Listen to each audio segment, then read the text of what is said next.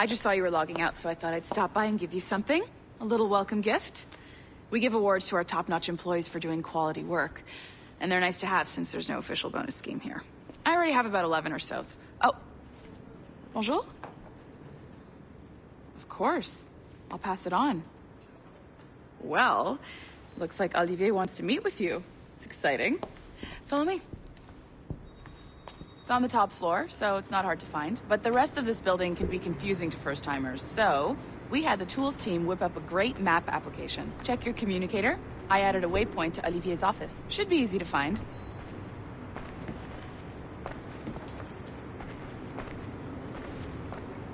Olivier's a nice guy. He won't bite.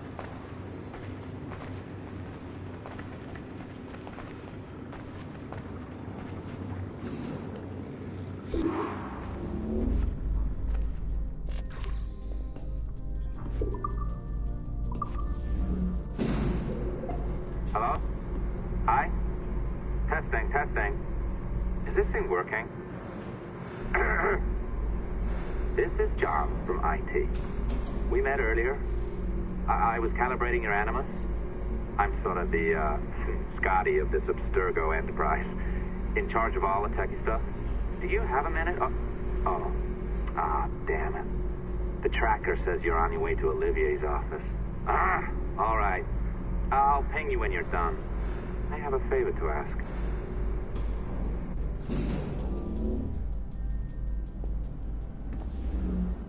Bonjour. Go right in. He's waiting for you.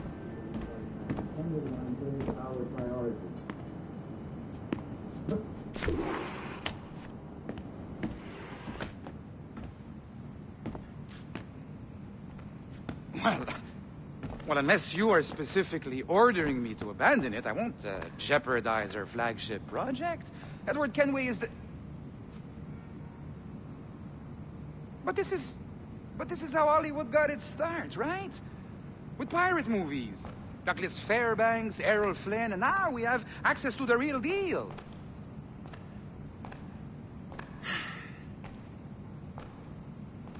Wait. Exactly. We'll talk about all that together at the shareholders event. Right.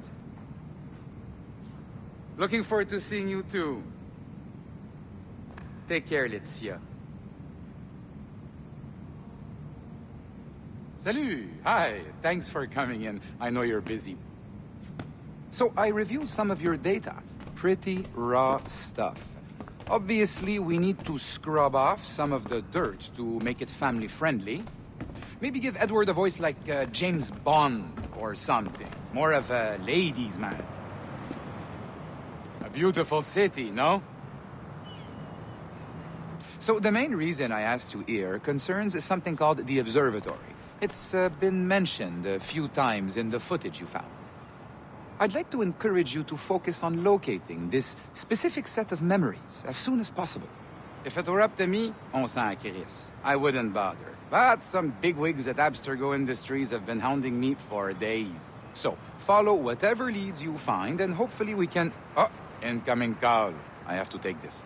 We'll keep in touch. Bonne journée. Alan, bonjour. Oui, tout va bien. Naturellement.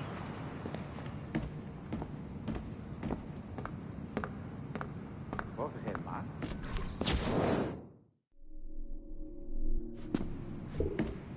Oh, oui, bien sûr. Hi, John from IT again. You got a second? Good. I'm adding a waypoint to your map. So, a colleague of yours left for vacation this morning and forgot to send a video file she promised me. Since I hate just about everyone else on your floor, I was hoping you could help me. Could you transfer the file from her computer and deliver it to the courier when she comes? It'll be easy. You just wander over to their Animus, log in, and transfer the file. Easy. And please be snappy before I find a reason to hate you, too.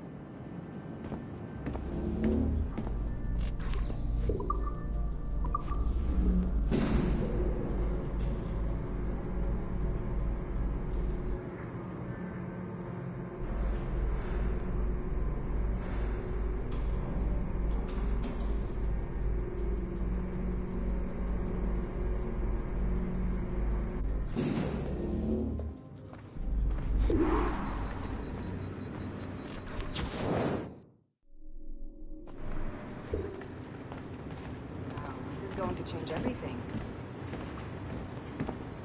A locked door? Not a problem. That's the advantage of me having level 1 security clearance. Now, you do too. Don't abuse it. Log on and I'll walk you through this.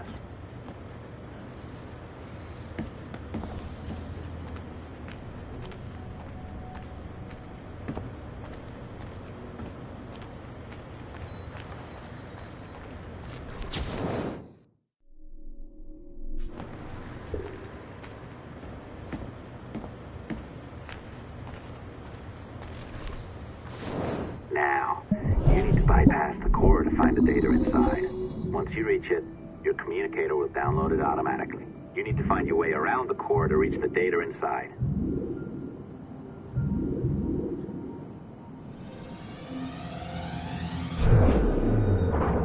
You cracked it. Good.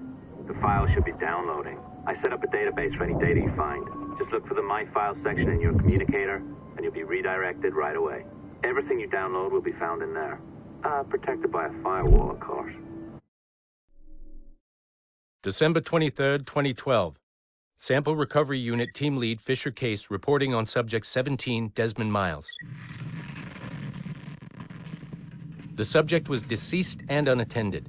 Time of death was placed around 00 hours and 7 minutes, with conditions favorable for DNA sample recovery. We had some initial concerns about interference in the vault, but given the skill and talent of this team, we were able to capture useful data. I personally retrieved the subject's backpack and extracted a number of objects of interest to undergo detailed analysis.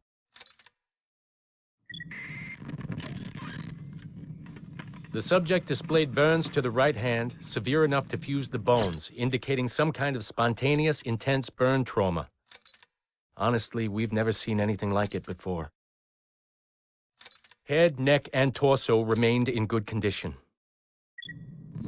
I hand-selected recovery agents to retrieve fluid samples, blood and saliva. We then commenced material extraction and were able to preserve several exemplary samples. Data analysis and sequencing is already underway, and I'm told proceeding with exceptional ease thanks to the cloud database and the work of Abstergo Sample Recovery Unit 3. The legacy of Subject 17 will continue uninhibited as Sample 17.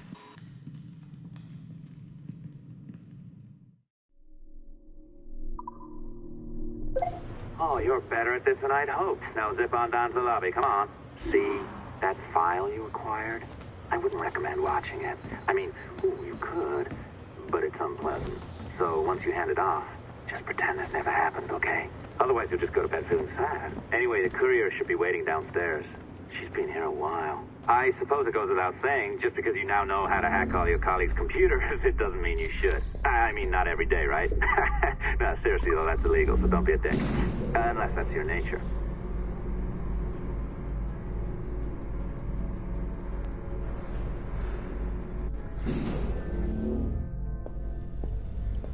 I'm not sure I can keep this up, you know? This job is well below my skill level.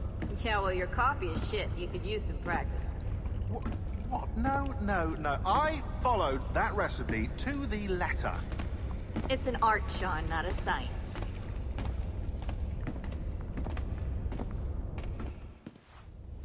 Oh, look who's here. So you didn't forget, after all. You're just incredibly rude and made poor Rebecca here wait for nearly 30 minutes. You limey. Be nice. Sorry about him. He's high on his own supply. So, how should we do this? Data transfer?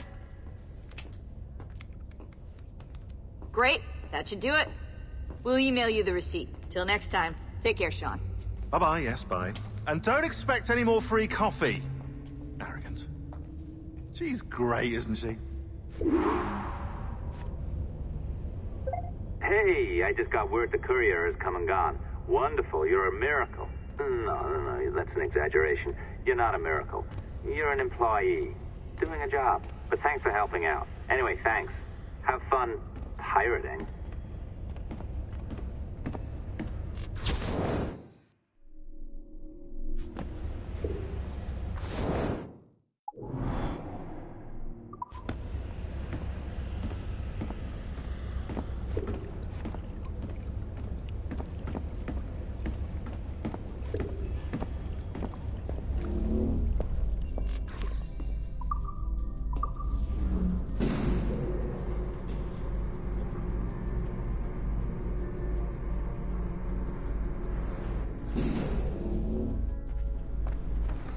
Assistance au niveau 2, projet échantillon 17.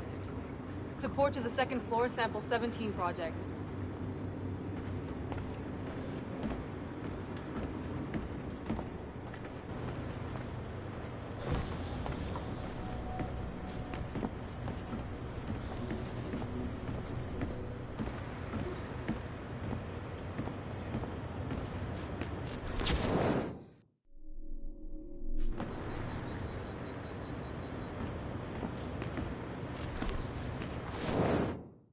Careful now.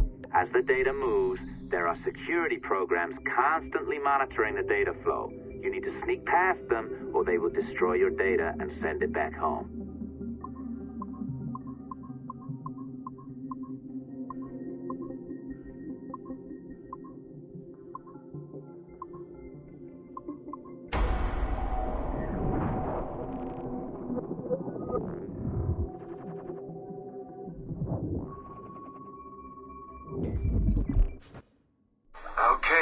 It's been a few weeks since the last recording. Sorry about that. Of course, I guess it's just a few seconds for you. I'll leap down the playlist. Anyway, I was talking about Clay. Casmeric, Subject 16. So, when I fell into a coma back in Italy and woke up in the Animus Black Room, it was, so calming. It felt like I had woken up into a dream. Haze. A dream where none of this mess had ever happened. Felt like I should just be getting ready for another day of pouring drinks at bad weather, and another day of complaining about being between girlfriends and wondering what the hell to do with myself. But when I saw Clay, just sitting there, it started to come back. You know, piece by piece, and when he told me about Lucy, fuck, you know, it hurt. You know, realizing that I killed her without thinking or feeling anything. Not at the time, anyway. Well, then, things just kept piling on. More memories of Ezio and Altair and the first civilization. And then, right before he vanished, Clay passed on his memories to me. He showed me everything he had seen and lived through, and it was brief, but overwhelming. Not really sure how to explain. He saw glimpses of Adam and Eve and their escape from slavery. He saw the beginning and the end of the war between the first Civ and humans. He saw Minerva, Juno, and Tinia trying to work out their calculations. At least that's what they called them. They had these tools, these powerful machines that could predict possible futures. Not what was going to happen, but what could happen. Probabilities. And, well, they spent a lot of energy trying to figure out what was the most likely scenario for the future. Theirs and ours. And in the end, I guess they figured I was their most likely candidate. Some guy named Desmond living at the beginning of the 21st century of the Common Era. But which Desmond was the right one? Because, you see, probability is a weird thing. It can branch out in so many ways. Which version of me did they need? Was it the Desmond who got married early and had a son? One who stayed single in New York? Or was it the Desmond who moved to San Francisco to be a waiter? Maybe it was the Desmond who worked at an auto body shop in Chicago. Or maybe it was the me who never ran away from his parents in the first place. First Civ had countless variations to choose from, but in the end, the lucky one was me. I'm the Desmond their best calculations spit out. I'm the Desmond they left their messages for, and I guess I have to live with that honor. What an honor. Pretty tired. There'll be more later. Ciao.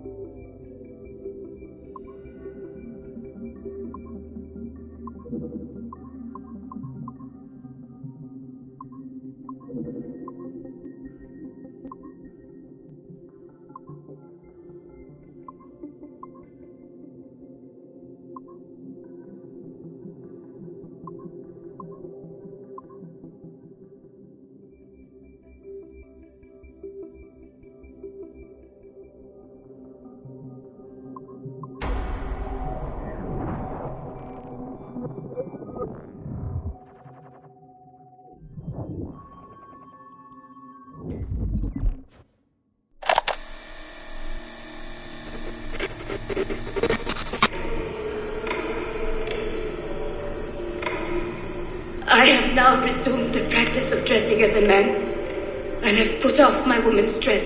Why did you take it? Who made you take it? I took it of my own free will, with no constraint. I prefer a man's dress to a woman's. You made an oath, Jeanne. You swore to never again dress as a man.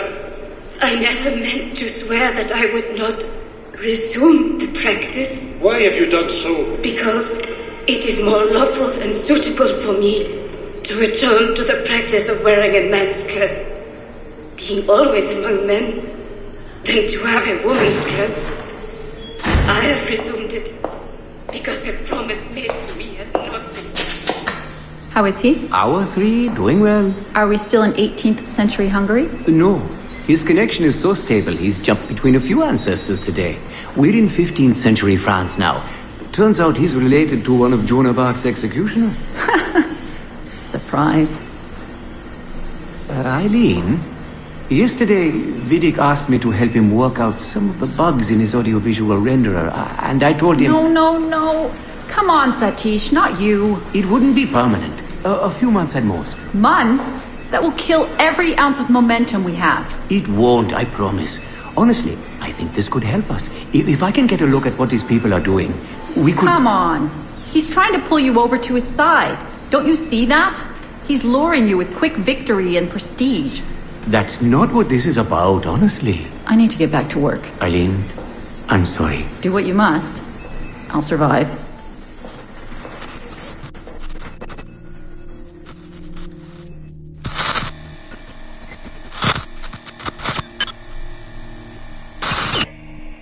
Surrogate Initiative, Test Session 32, April 2nd, 1981. Host Eileen Bach. DNA sample SB1970. Miriam, are you awake? What? Miriam, they're coming for me. Who is the guards? I see them from my window, amassing in the courtyard. My time is up. Bartle, don't say this. You don't know that. Forgive me for this, Miriam. But I must tell you something. The artifact. We have it. But only Oscar and I know its location. Don't tell me. They will release you. Your family has connections. You must take the artifact and bring it to the assassins in Paris. Please don't. I don't want to know. It's safer if I don't. Hush now. If I die, knowledge of its location dies with me. You must bring it to the assassins. Assassins?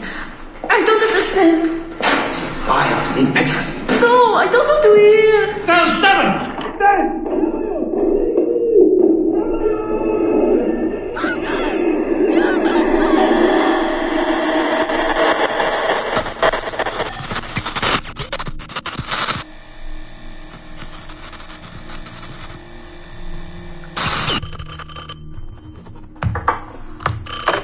Hello? Eileen, hi. It's Carl. Carl, I know it's you. Sorry, you just sound exhausted. Did I wake you? No, I've just been busy. It sounds like it. I'm just a little tired, that's all. No, I mean, your project sounds fascinating. Your colleague, Dr. Warren Vidic, he called me recently and he told me what you've been up to. He what? Warren? Yeah, he told us about your research, memories, ancestry, all of that. He even asked if we'd be willing to come in and... No! Jesus, no! What the hell is he doing? Eileen, it's okay. We signed some papers, non-disclosure stuff. No! He's trying to fuck me over. Damn it! Eileen, we just talked about my mother, just like you and I did. World War II. That's all. It's the artifact. The what? Carl, if he calls you again, you tell him you work through me, okay? That's it. Vidic has been a pain in my ass for years, and I don't need him getting all the glory for my 2 years of hard work. All right. So how should I go about this? I mean, the wheels are in motion. I don't know. Just go through me if he contacts you again. Please? All right. You'll do that? Of course. Yes. Thank you, Carl. I'm sorry I was short with you. I've just been exhausted. That's all. It's all right, hon. Just take care of yourself. Morning, Eileen. We're almost ready. Just a few more adjustments. Okay. I had the team do some research on this artifact we've been chasing, and it appears the Third Reich actually found something matching its description sometime in 1940. Eileen, are you all right? Sorry, yeah. I'm fine. Just a little scattered. Vidic called my ex-husband last night. He wants to put him in the Animus. To find the artifact before us? Exactly. Well, it would be faster using Vidic's Animus. And maybe that would get us back to our original work. Satish, if we let that happen, then all our money dries up. Lillian is paying for us to find the artifact, not improve our methods. Do you understand? Right, of course. I'm sorry. Let's just burn those bridges when we cross them. Are we ready? Yes, just a few more adjustments and you're in. I made a small change to the genetic input modulator. I'm hoping that buys us a few more minutes. Even a few seconds would be nice. I'm ready. All right, settle in.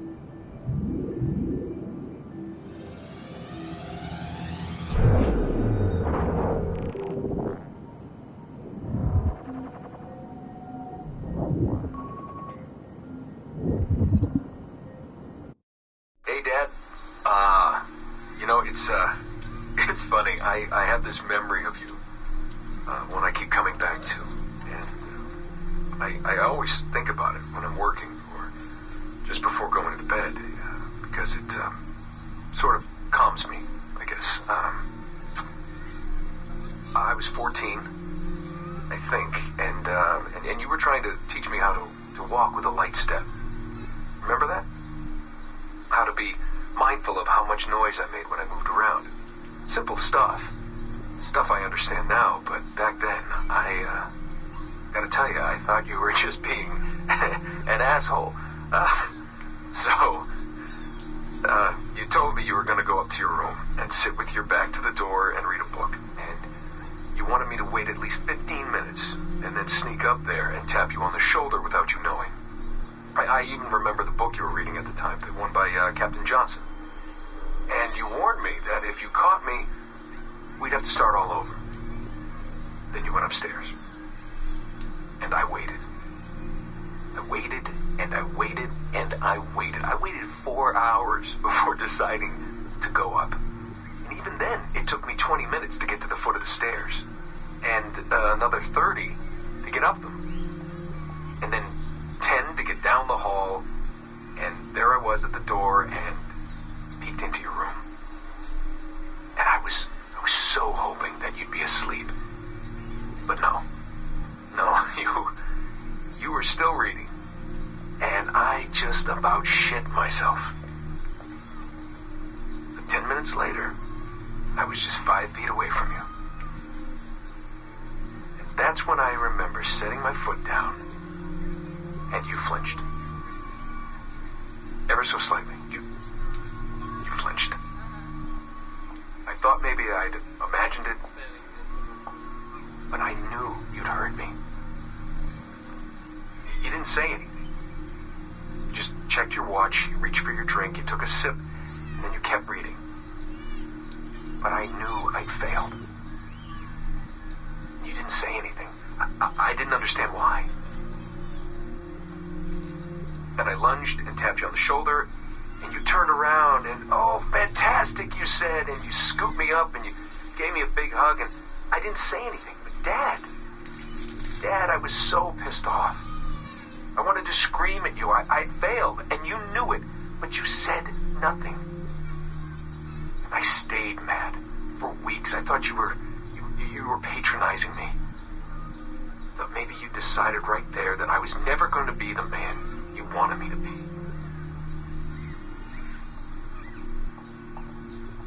But I realized just a few years ago that you checking your watch, that was the clue, wasn't it? You let me win because I had been so patient. I guess that impressed you. You know, maybe at that moment you thought it might be better to be my dad instead of my mentor. I don't really know. Maybe for you, they're one and the same. You know, either way, I'm happy to know that both my mentor and my dad are looking out for me that day. I didn't understand that then.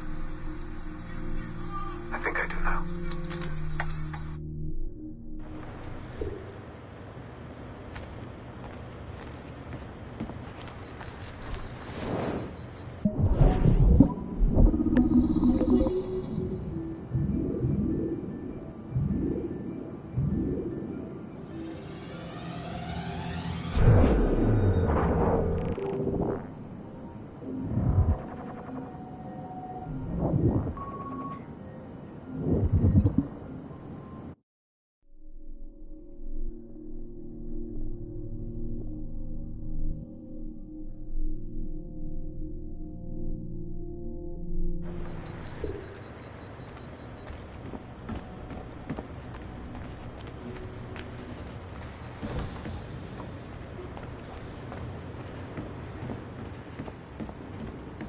Yeah, that's great.